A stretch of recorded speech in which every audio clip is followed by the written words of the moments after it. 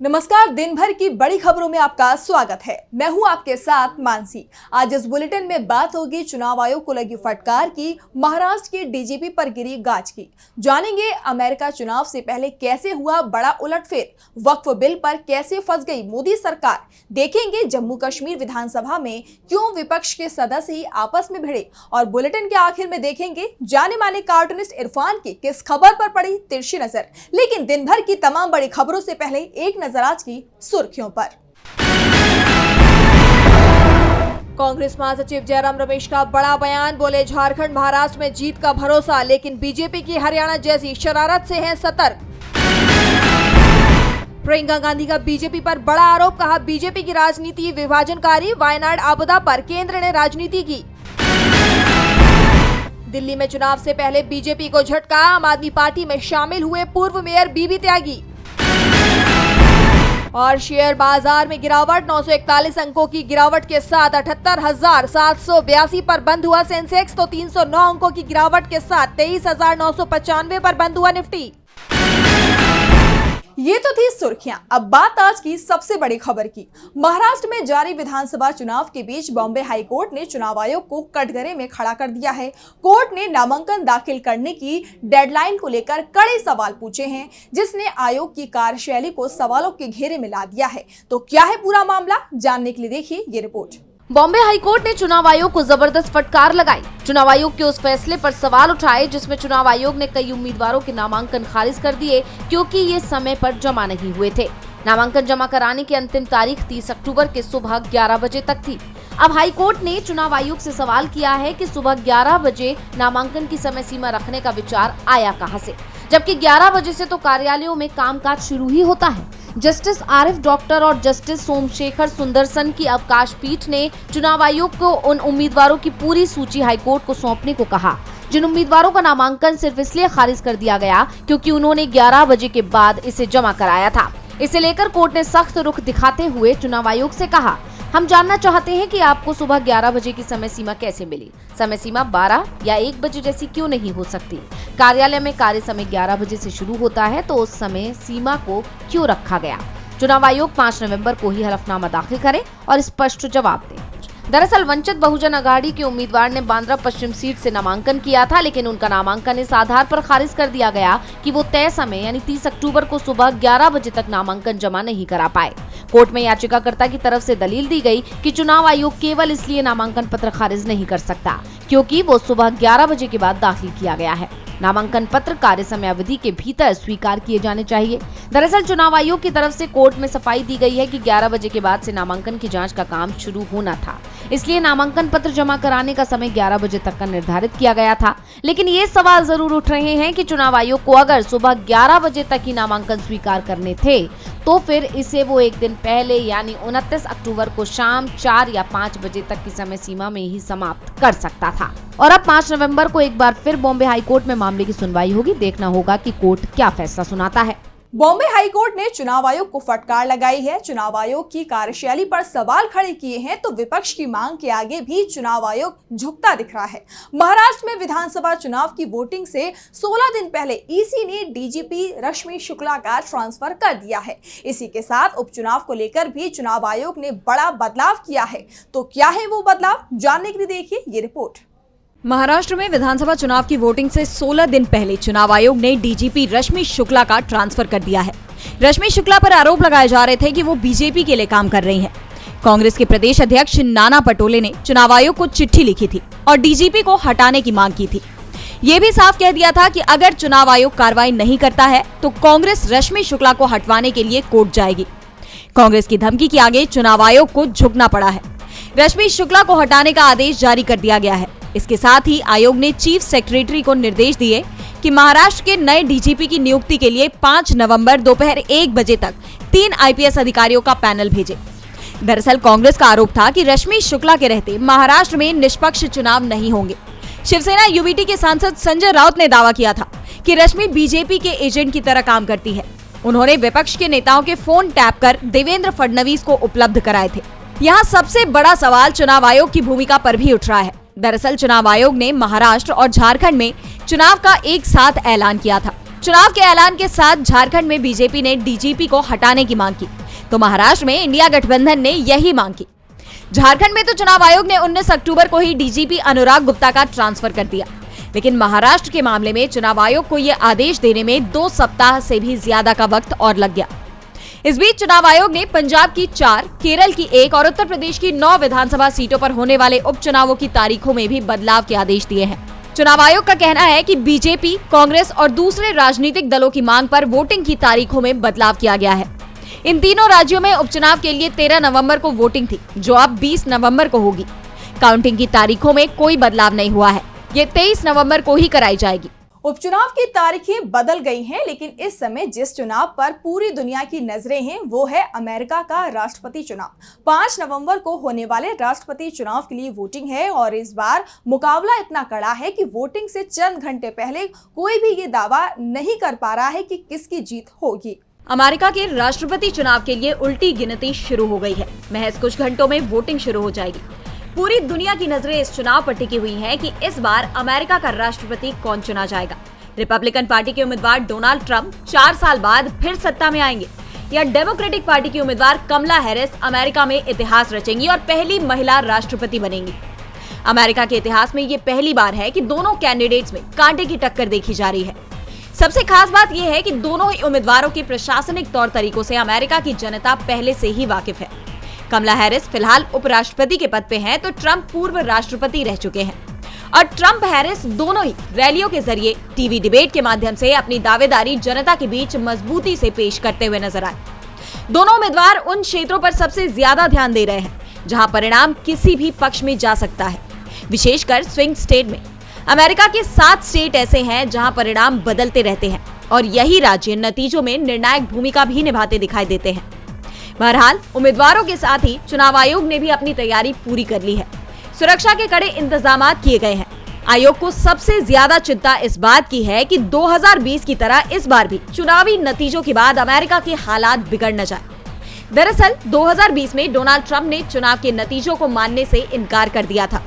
Counting में धांधली के आरोप लगाए थे, जिसके बाद अमेरिका में हिंसा भड़क गई थी और इस बार भी नतीजों को लेकर ट्रंप के बयान चुनाव आयोग की चिंता को बढ़ाते दिखाई दे रहे हैं। अमेरिका में कमला हैरिस और डोनाल्ड ट्रंप के बीच कड़ा मुकाबला नजर आ रहा है। डेमोक्रेट्स और रिपब्लिकन दोनों ही चिंता में हैं, तो हिंदुस्तान में मोदी सरकार भी चिंता में दिख रही है और उसकी चिंता वक्फ बिल को लेकर है। पहले तो विपक्ष ही इस पर आपत्ति जता रहा था, लेकिन अब एनडीए के सहयोगी दल भी इसके विरोध में उतर आए हैं। टीडीपी ने साफ कर दिया है कि वो इस बिल का विरोध करेंगे। इसी के साथ विपक्षी सांसदों ने लोकसभा स्पीकर ओम बिरला को चिट्ठी लिखकर चेतावनी दे दी है। तो कैसे वक्फ बिल पर मोदी सरकार की बढ़ रही है मुश्किलें, जानने के लिए देखिए ये रिपोर्ट। वक्फ बिल पर सियासत गरमाई हुई है। इसे लेकर विपक्षी सांसदों की तीखी बयानबाजी सामने आ रही है और अब उन्होंने मोदी सरकार को सीधी चेतावनी भी दे दी है। वक्फ संशोधन विधेयक पर चर्चा के लिए बनी जेपीसी में शामिल विपक्षी सांसदों ने लोकसभा स्पीकर ओम बिरला को पत्र लिखा है।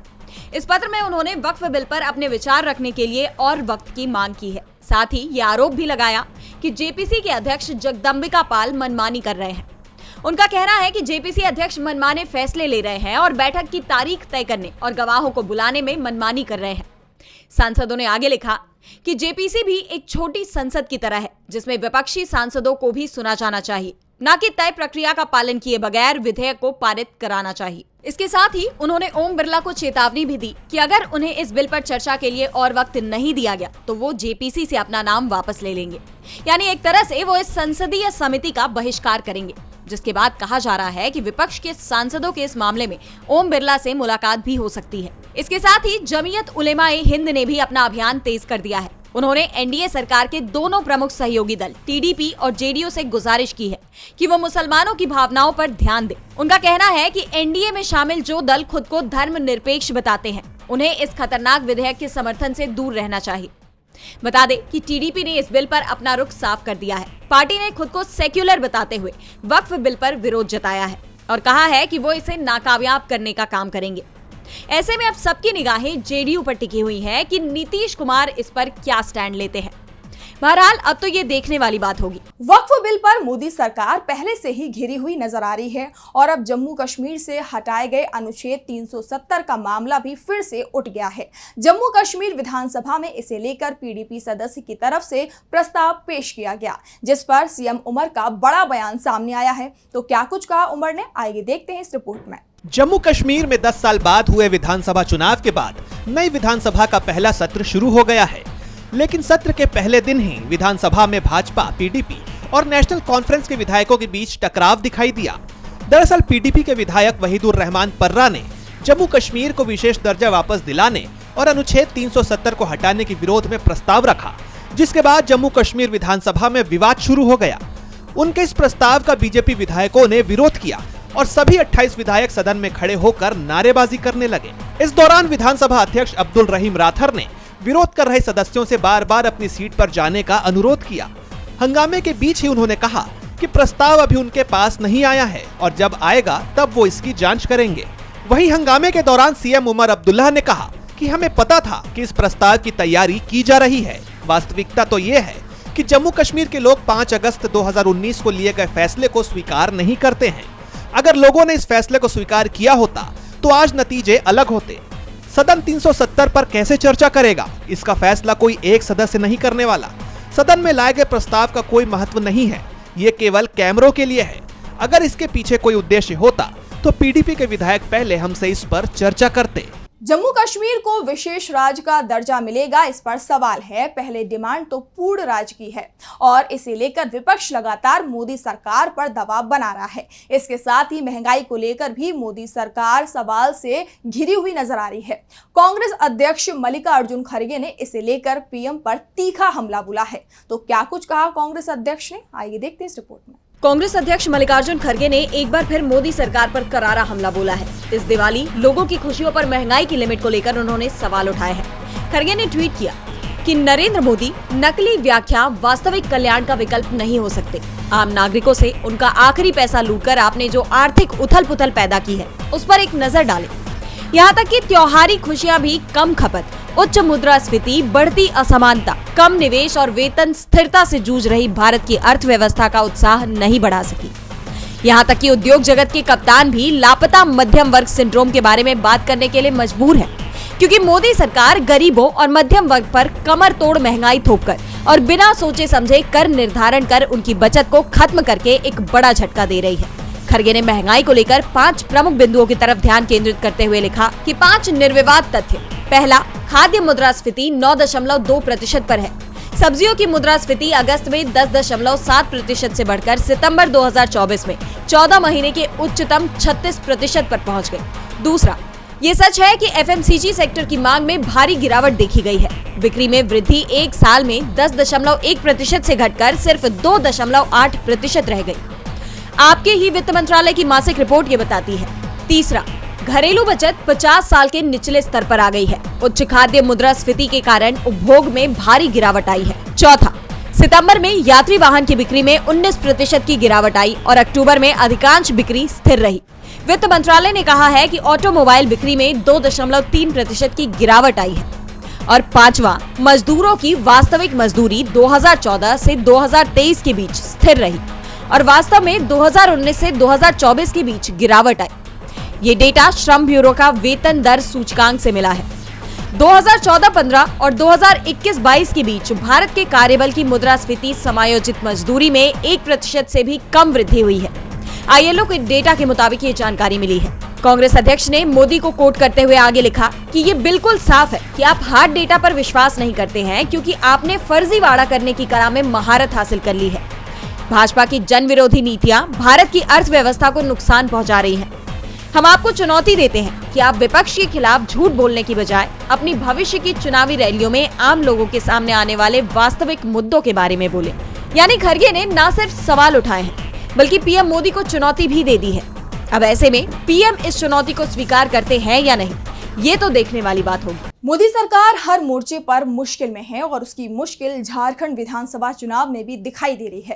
पीएम मोदी भी झारखंड में चुनाव प्रचार के लिए पहुंचे थे, लेकिन उनके पहुंचने से पहले ही सीएम हेमंत सोरेन ने पीएम पर सवाल खड़े कर दिए हैं। देखिए रिपोर्ट। झारखंड में चुनावी सभाओं का दौर जारी है। सियासी दलों की तरफ से लगातार जमकर प्रचार किया जा रहा है। इसी कड़ी में सीएम हेमंत सोरेन ने राज्य की डाल्टनगंज और सिसई विधानसभा में चुनावी सभा की। इस दौरान उन्होंने बीजेपी पर जमकर निशाना साधा। सीएम सोरेन ने कहा कि बीजेपी सरकारों ने 20 साल तक लोगों को हक अधिकार से वंचित रखने का काम किया था। उन्हें ब्लॉक कार्यालय के चक्कर पर चक्कर लगाने को मजबूर किया था। हमारे इस राज्य के किसान जिसकी आय दुगुना करने के लिए हमारे भाजपा के लोगों ने 2014 से लेकर आज तक आए दिन मैनिफेस्टो में डालते हैं, भाषणों में बोलते हैं, लेकिन सालों साल तक किसान दिल्ली में इनको घेर के बैठा रहता था। इनका आय दुगुना नहीं हुआ। हजारों किसानों की मौत हो गई। मौसम के मार से झारखंड के भी किसानों की वही हालत। डबल इंजन की सरकार में कितने किसानों ने आत्महत्या कर लिया। हेमंत सोरेन ने बीजेपी के दावों को जुमला बताया तो पीएम मोदी ने इंडिया गठबंधन पर परिवारवाद का आरोप लगाया। दरअसल पीएम मोदी ने आज झारखंड के गढ़वा और चाईबासा में 2 रैलियां की। इस दौरान उन्होंने कहा कि जेएमएम, कांग्रेस, आरजेडी ने झूठे वादे किए हैं। उन्होंने 5 साल तक माताओं बहनों के लिए कुछ नहीं किया। और बुलेटिन के आखिर में देखेंगे जाने माने कार्टूनिस्ट इरफान की किस खबर पर पड़ी तिरछी नजर।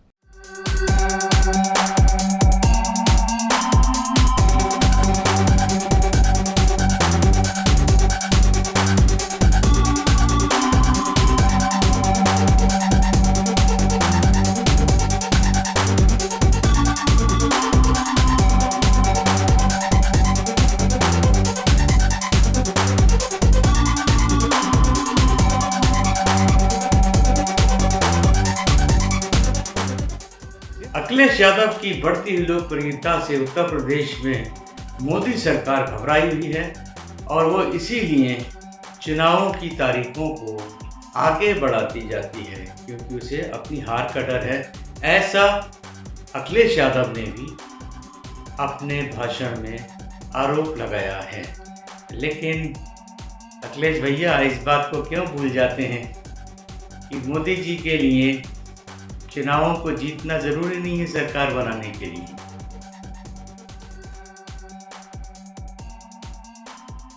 बहुत बहुत शुक्रिया इरफान जी। तो आज इस बुलेटिन में इतना ही। आप देखते रहिए डीबी लाइव। नमस्कार।